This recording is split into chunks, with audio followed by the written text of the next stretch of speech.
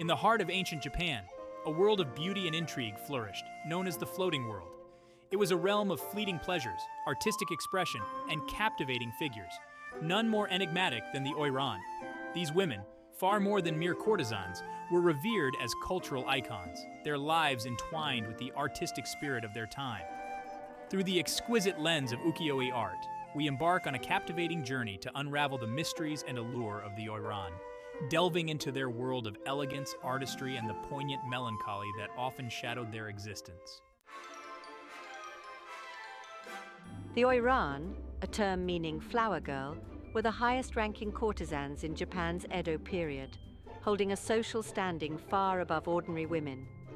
They were not simply providers of pleasure, but were celebrated as fashion icons, trendsetters, and patrons of the arts.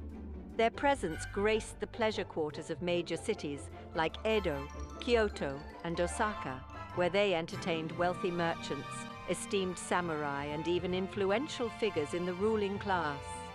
Their lives were a vibrant tapestry woven with beauty, artistic refinement, and a deep understanding of traditional Japanese culture.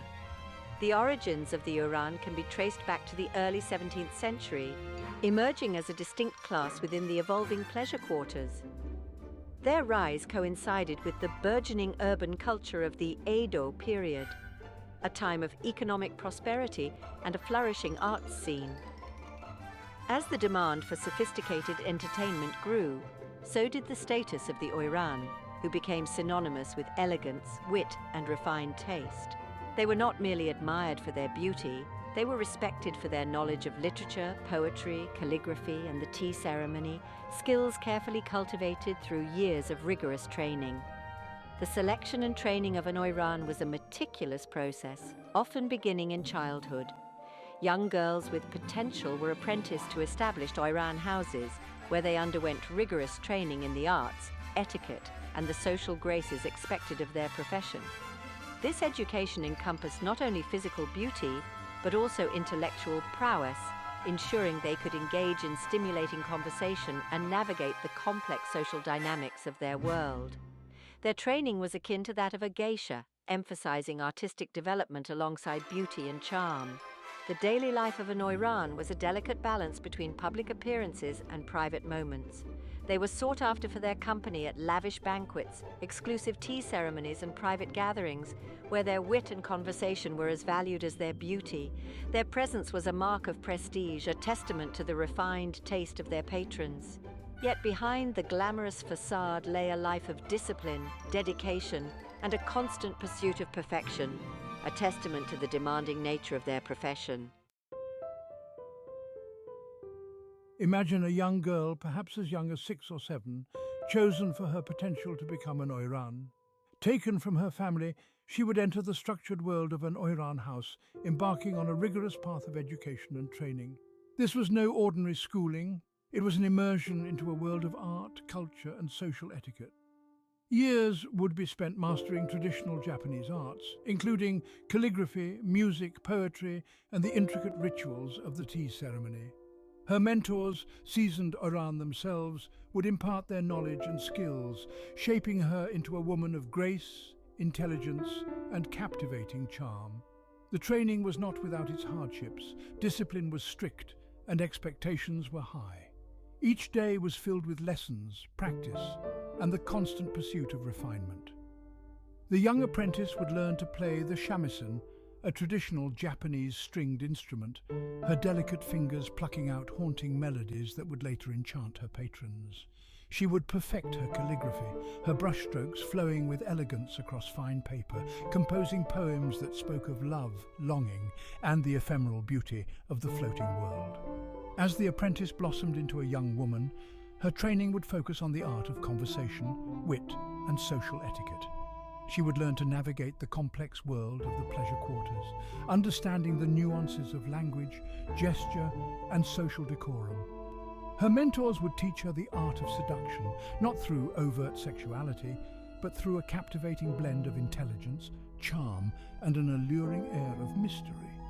She would learn to read her patrons, to anticipate their desires, and to engage them in stimulating conversation, her words as captivating as her beauty. The life of an Oiran was not confined to the walls of her house. She would attend lavish banquets, exclusive tea ceremonies and private gatherings, her presence coveted by the elite of Edo society. Her arrival would be an event, her every move watched and admired. She would glide through the room, her kimono a symphony of colour and texture, her every gesture imbued with grace and elegance. Her wit would spark conversation, her knowledge of the arts would impress, and her allure would leave a lasting impression on all who encountered her. The visual spectacle of an Oiran was as captivating as her intellect and artistic talents. Her attire, a carefully curated ensemble of exquisite fabrics, intricate designs, and symbolic accessories, served as a powerful expression of her status and allure. The centerpiece of her wardrobe was the kimono, a traditional Japanese garment that, in the hands of an Oiran, became a canvas for artistic expression and extravagance. Imagine rich silks dyed in vibrant hues of crimson, azure, and emerald, adorned with intricate embroidery depicting mythical creatures, blooming flowers, and scenes from classical literature. The Oiran's kimono was not merely a garment, it was a statement, a symbol of her elevated status within the floating world. Its layers, textures, and patterns told a story, revealing her rank, her taste, and her understanding of the subtle language of fashion. The obi, a wide sash tied elaborately at the back, was equally significant, often crafted from luxurious brocades and adorned with intricate knots and embellishments. Its position, style, and design further distinguished the Oiran, setting her apart from ordinary women and even other courtesans. Complementing the kimono was an elaborate hairstyle, a towering masterpiece of artistry and symbolism. Thick, lustrous hair was meticulously styled into intricate updos, adorned with ornate combs, pins, and decorative hair sticks. Each element of the hairstyle held significance, conveying messages about the Oiran's age, experience, and even her availability. The kanzashi, delicate hair ornaments crafted from precious metals, tortoiseshell, and silk, added a touch of shimmering beauty, their intricate designs reflecting the changing seasons and the ephemeral nature of the floating world. Beyond the kimono and hairstyle, the Oiran's ensemble was completed with a collection of accessories, each chosen for its beauty and symbolic meaning. Exquisite fans, often painted with scenes from famous plays or literary works, provided a delicate breeze and a canvas for artistic expression. Elegant footwear, known as geta, elevated the Oiran, their lacquered platforms adding to her stature and grace. Even her makeup, a carefully applied mask of white powder, rouge, and blackened teeth, adhered to traditional aesthetics while enhancing her allure, creating a captivating visage that embodied the beauty standards of her time. The life of an Oiran, though glamorous and celebrated, was not without its limitations. The path she walked, while paved with artistic refinement and social influence, ultimately led to a crossroads, a point where she would have to bid farewell to the floating world and embrace a different destiny.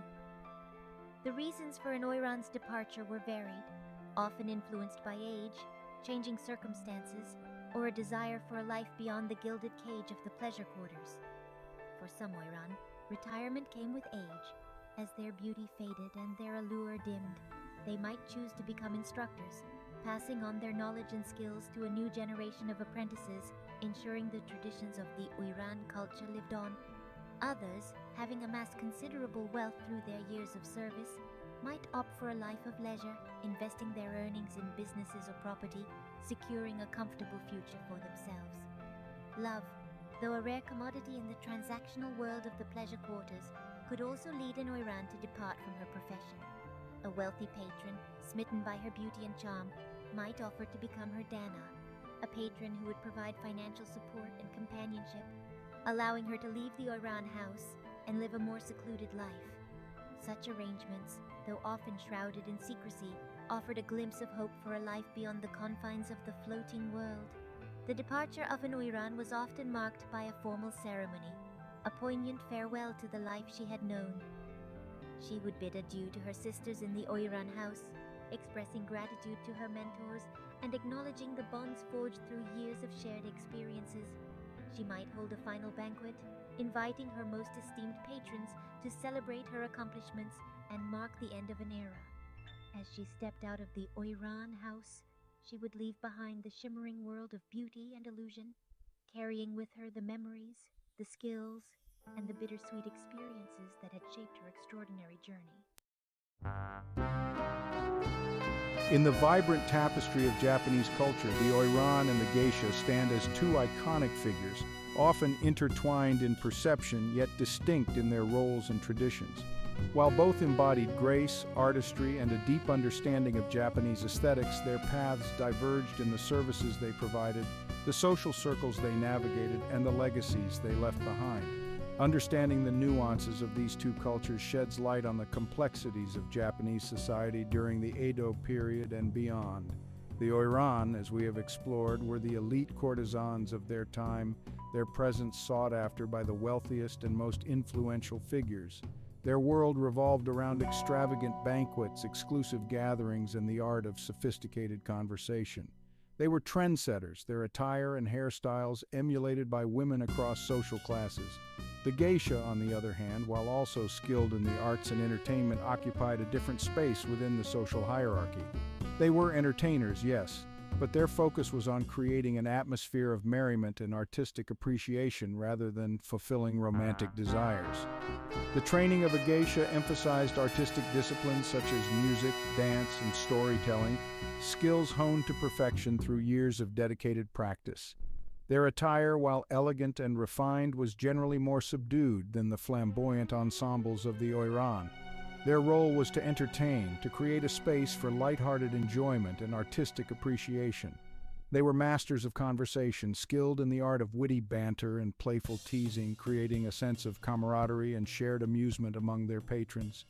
The decline of both the Oiran and geisha cultures can be attributed to a confluence of factors, including changing social mores, economic shifts, and the evolving landscape of Japanese society.